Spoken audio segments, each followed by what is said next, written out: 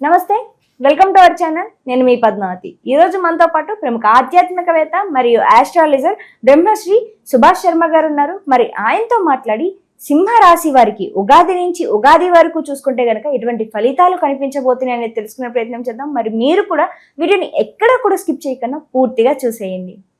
నమస్కారం గురువు గారు. శ్రీమాత్రే నమః.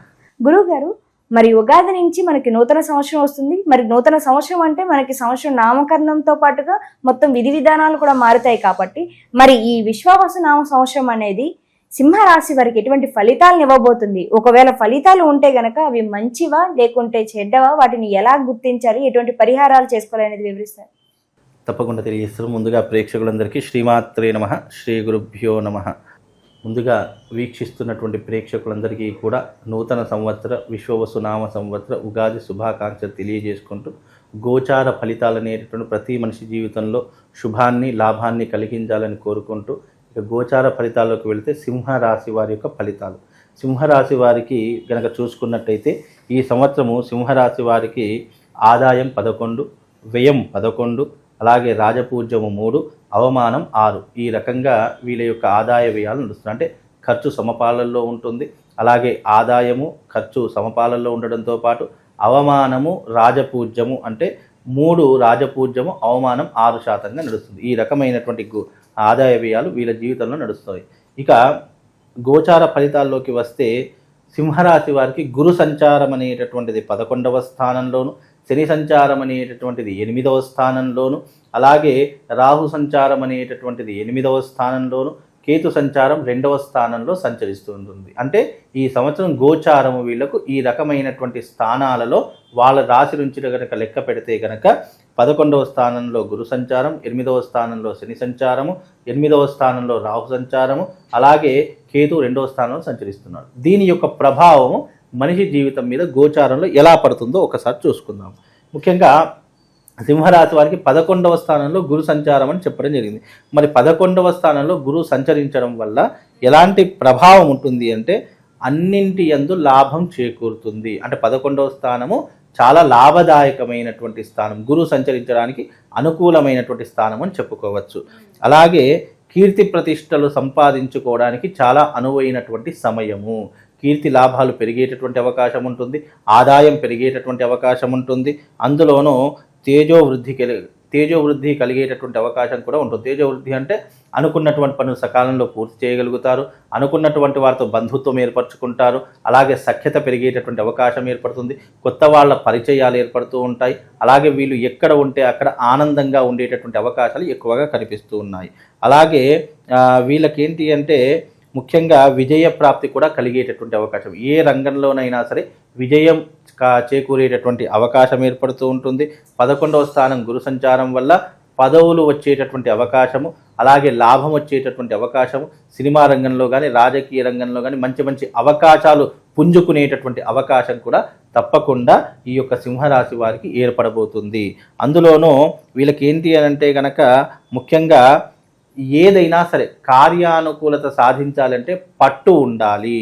పట్టు లేకపోతే గనక వీళ్ళు ఎన్ని ప్రయత్నాలు చేసినా విఫలమవుతుంది. అంటే ముఖ్యంగా గురుబలం బాగున్నప్పుడు మనం ఏం చేయాలి అంటే గనక కష్టపడేటటువంటి తత్వాన్ని అలవాటు చేసుకోవాలి. ఈ లేజీతనాన్ని అలాగే ఈ బద్ధకాన్ని వదిలివేసేయాలి. ఎందుకు అనంటే గనక ముఖ్యంగా జీవితంలో 99 పొరపాట్లు మనం చేసి ఆ పొరపాట్లన్నీ కూడా భగవంతుడి మీద నెట్టేస్తాం. ముఖ్యంగా ఎప్పుడైనా గమనించండి, అయ్యో భగవంతుడు నా నుదుటి రాత ఇలా రాశావు, అయ్యో భగవంతుడు నాకు ఇలాంటి భర్తనిచ్చావు, అయ్యో భగవంతుడు నాకు ఇన్ని కష్టాలు ఇచ్చావు అని చెప్పి భగవంతుని నిందిస్తూ ఉంటాం. ఎందుకైనా ఎప్పుడైనా గుర్తుపెట్టు, గోచార ఫలితాల్లో మనకు ప్లానటరీ పొజిషన్ బాగా ఉంది అని అనుకున్నప్పుడు మానవ ప్రయత్నంగా మనం ప్రతి ఒక్కటి ఆచరణ చేసేటటువంటి పద్ధతులు అలవాటు చేసుకుంటే ఫలితాలు అనేటువంటి తొందరగా రావడానికి గోచార ఫలితాలు మనకు ఉపయోగపడతాయని అర్థం చేసుకోవాలి. ఈ రకంగా 11వ స్థానంలో గురు సంచారము అదృష్టాన్ని లాభాన్ని సింహరాశి వారికి కలగజేస్తుంది. కానీ ఇక్కడ ఏమవుతుంది, వీళ్ళకు అష్టమ శని అనేటటువంటిది కూడా ప్రారంభమవుతుంది. ముఖ్యంగా ఈ యొక్క సింహరాశి వారికి అష్టమ శని వల్ల ఎలాంటి ఇబ్బందులు కలుగుతాయి? గురువు వీళ్లకు బాగున్నప్పటికీ కూడా 8వ స్థానంలో శని సంచారం వల్ల ఎలాంటి ఇబ్బందులు కలుగుతాయో తెలుసుకుందాం. ముఖ్యంగా 8వ ఇంట శని ఉండడం కారణం చేత దీనిని అష్టమ శని అని పిలుస్తాం మనం.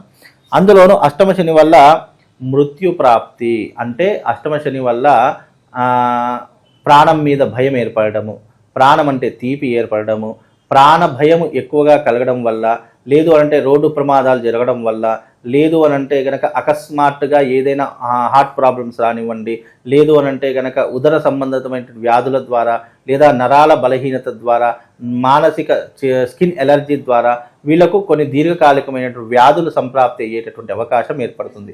ప్రాణభయం విపరీతంగా పెరిగిపోతుంది. అలాగే ముఖ్యంగా ఆపదలు అనేటటువంటివి ఎక్కువగా వస్తూ ఉంటాయి. అంటే చాలా మట్టుకు హ్యాపీగా ఉంటాం, అనుకోనటువంటి ఆపద మన యొక్క హ్యాపీనెస్ని సాడ్నెస్గా మార్చేస్తూ ఉంటుంది. అలాగే వీళ్ళకు ముఖ్యంగా బంధువులతో కానీ, స్వజనులతో కానీ, అయిన వాళ్ళతో కానీ శత్రుత్వం ఏర్పడేటటువంటి అవకాశం ఏర్పడుతుంది. కనుక సింహరాశి వారు వీలైనంత వరకు అయిన వాళ్ళతో కానీ, బంధువులతో కానీ చాలా జాగ్రత్తగా ఉండేటటువంటి ప్రయత్నం ఏర్పరచుకోవాలి. అలాగే ద్వేషాలు పెరిగిపోతాయి, నేరారోపణలు పెరిగిపోతాయి. అంటే ఏమీ చేయకుండానే, ఏమీ తప్పులు చేయకుండానే వీళ్ళ మీద దుమ్మెత్తిపోయడము, లేదా చాడీలు చెప్పడము, లేదు అంటే వీళ్ళు చేయనటువంటి తప్పుని స్ప్రెడ్ చేసేయడము, ఇలాంటివి ఎక్కువగా జరుగుతూ ఉంటాయి. అంటే చేయనటువంటి తప్పుకి కూడా ఒక్కొక్కసారి మనము శిక్షణ అనుభవించవలసిన పరిస్థితులు ఏర్పడుతూ ఉంటాయి. అలాగే ముఖ్యంగా 8వ స్థానంలో శని సంచారం వల్ల వీళ్ళకు రోగాలు, అలాగే ఆరోగ్య సంబంధమైనటువంటి ఇబ్బందులు పెరిగిపోతూ ఉంటాయి. ముఖ్యంగా వీళ్ళకు అవమానాలు విపరీతంగా కలుగుతాయి. అంటే ఎప్పుడైనా ఒకటి గుర్తుపెట్టుకోండి, పళ్ళున్న చెట్టుకే రాళ్ళు పడతాయి అని చెప్పేసి ఎలాగైతే అంటామో అలాగే అవమానాలు కూడా అలాగే వస్తుంటాయి. గురు సంచారం బాగున్నప్పటికీ ఆర్థిక పరంగా వీళ్ళకు కొన్ని ఇబ్బందులు జరిగినప్పటికీ కూడా వీళ్ళ మీద విసుగుపడేటటువంటి వాళ్ళు, అసూయపడేటటువంటి వాళ్ళు, జీవితంలో ఎదుగుతున్నాం అనుకున్నప్పుడు వీళ్ళ కిందికి లాగేయాలని చూసేవాళ్ళు చాలామంది తయారవుతారు. కనుక ఈ విశ్వావసు నామ సంవత్సరంలో తప్పకుండా మీరు జాగ్రత్తగా ఉండాలి. ఎందుకంటే అర్ధాష్టమ శని ప్రభావం వల్ల ప్రాణ నష్టము, ప్రాణ భయము, వ్యాధి పీడలు ఎక్కువగా వచ్చేటటువంటి అవకాశం ఉంటుంది. అలాగే శిక్షలు, జైలుకు వెళ్ళడం కానివ్వండి, లేదు చేయనటువంటి తప్పుని మనం అనుభవించడం కానివ్వండి, కోర్టులకు చుట్టూ తిరగడం కానివ్వండి, ఆస్తి నష్టం జరగడం కానివ్వండి, నమ్మి డబ్బులు ఇచ్చేటటువంటి వాళ్ళే మనకు శత్రువులుగా మారిపోవడం కానీ ఇలాంటివి జరుగుతాయి. ఇవి అర్ధాష్టమ శని వల్ల కలిగేటటువంటి ఇబ్బందులు. కనుక ఈ ప్రమాదాలకు చాలా జాగ్రత్తగా ఉండేటువంటి ప్రయత్నం చేసుకోవాలి. అలాగే సింహరాశి వారికి 8వ స్థానంలో కూడా రాహు సంచారం నడుస్తుంది. మరి 8వ స్థానంలో రాహు సంచారం వల్ల ఏమవుతుంది అంటే కనుక శ్వాసకోశ సంబంధాలు ఏర్పడతాయి, అంటే శ్వాసకోశ ఇబ్బందులు ఏర్పడతాయి. అందులోనూ రుణ బాధలు ఎక్కువగా అవుతాయి, అంటే అప్పుల బాధలు ఎక్కువగా అయ్యేటటువంటి అవకాశం ఉంటుంది. అలాగే వీళ్ళకు కార్య ప్రతికూలత, అగౌరవం ఎక్కువగా ఏర్పడుతుంది. అంటే చేసే ప్రతి పనిలో కూడా ఆటంకాలు ఏర్పడతాయి. అరే ఈరోజు వెళ్తే ఇక్కడ పని అవుతుంది అని అనుకుంటాము, ఆ పని కాకపోవడంతో వీళ్ళకు ఇబ్బందులు ఏర్పడుతుంటాయి. అగౌరవం అంటే వీళ్ళను తిట్టేటటువంటి వాళ్ళు, వీళ్ళంటే అసహించుకునేటటువంటి వాళ్ళు, అరే వీరు వస్తే వాళ్ళ నుంచి దూరం వెళ్ళిపోవాలనే ఆలోచనలు ఎదుటి వారి వ్యక్తిలో కలుగుతూ ఉంటాయి. కనుక ఇలాంటి విషయాల్లో కాస్త జాగ్రత్తగా ఉండే ప్రయత్నం చేయాలి. ఇక సింహరాశి వారికి కేతు 2వ స్థానంలో ఉన్నాడు కాబట్టి ఖర్చులు అధికమయ్యేటటువంటి అవకాశం ఉంటుంది, డబ్బు కొరత ఏర్పడేటటువంటి అవకాశం ఉన్నది. కాబట్టి ఈ సంవత్సరం గోచార ఫలితాల్లో గురువు లాభంగా ఉన్నప్పటికీ కూడా అర్ధాష్టమ శని ప్రభావం వల్ల, అష్టమ రాహు ఫలితం వల్ల వీళ్ళకి కొన్ని ఇబ్బందులు ఏర్పడతాయి. ఆ ఒక విషయంలో వీరు జాగ్రత్తగా ఉంటే కనుక అన్ని రకాలుగా బాగుంటుంది. అయితే గురువు గారు మరి సింహరాశి వారికి కాస్త మిశ్రమ ఫలితాలు అనేవి కనిపిస్తున్నాయి కాబట్టి ఎటువంటి పరిహారం చేసుకోవడం వల్ల ఈ సంవత్సరం అంతా కూడా కొంచెం మంచి ఫలితాలు కనిపించడానికి అవకాశం దొరుకుతుంది అంటారు? తప్పకుండా ఈ సంవత్సరం మంచి ఫలితాలు కావాలి అని అనుకుంటే కనుక మార్చి 29వ తారీఖు అమావాస్య రోజున అరిష్ట నివారణ తంత్రయాగం జరుగుతుంది. ఆ అరిష్ట నివారణ తంత్రయాగంలో రండి, పాల్గొనండి. చక్కగా అరిష్ట నివారణ తంత్రయాగం చేయించుకోండి. తద్వారా మీకున్నటువంటి అరిష్టాలు, మీకున్నటువంటి ఇబ్బందులు, శనిగ్రహ పీడలు అన్నీ కూడా దూరం అయిపోయేటటువంటి అవకాశం దీని ద్వారా కలుగుతుంది. మార్చి 29వ తారీఖు అమావాస్య చాలా అద్భుతమైనటువంటి రోజు. ఆ రోజున ఖగోళంలో అనేక వింతలు జరుగుతాయి. షష్టగ్రహ కూటమి కూడా ఏర్పడేటటువంటి రోజు కాబట్టి ఆ రోజున ఎవరైతే అరిష్ట నివారణ తంత్రయాగం చేయించుకుంటారో వాళ్లకు ఈ విశ్వావసునామ సంవత్సరం కాస్త ఉపశమనం కలుగుతుంది. అంటే ఇది క్రోధినామ సంవత్సరంలో జరిగినప్పటికీ కూడా ఈ సంవత్సరం జరిగేటటువంటి విశ్వావసునామ సంవత్సరం రాబోయేది తెల్లారితే విశ్వావసునామ సంవత్సరం కాబట్టి ఈ శనివారము అమావాస్య రోజున జరిగే అరిష్ట నివారణ తంత్రంలో పాల్గొంటే గనక తప్పకుండా శనిగ్రహ పీడలు కానివ్వండి, వానకున్నటువంటి అరిష్టాలు కానివ్వండి, కుటుంబంలో ఇబ్బందులు కానివ్వండి తొలగిపోయేటటువంటి అవకాశం ఉంటుంది. ఇది బాసర జ్ఞాన సరస్వతి దేవస్థానం నందు గోదావరి తీరంలో నిర్వహించడం జరుగుతుంది. కాబట్టి తప్పకుండా రండి.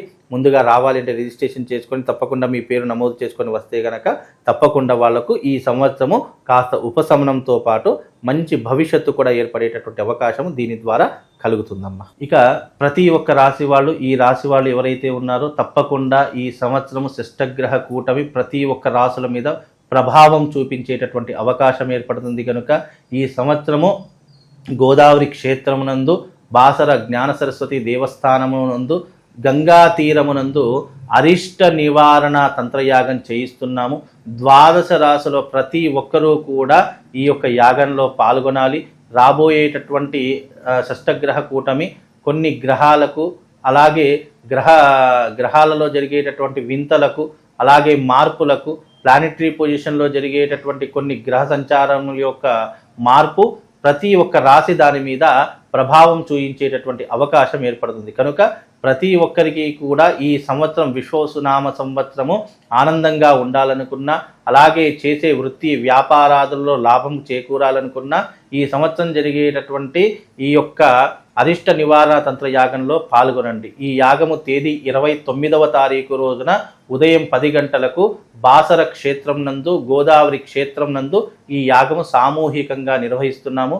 అందరూ రండి, ఈ యాగంలో పాల్గొని ఈ విశ్వసునామ సంవత్సరంలో ఆనందంగా సుఖంగా ఉండేలా మీ జీవితాన్ని మలుచుకోండి. శ్రీమాత్రే నమః. శ్రీ గురుభ్యో నమః.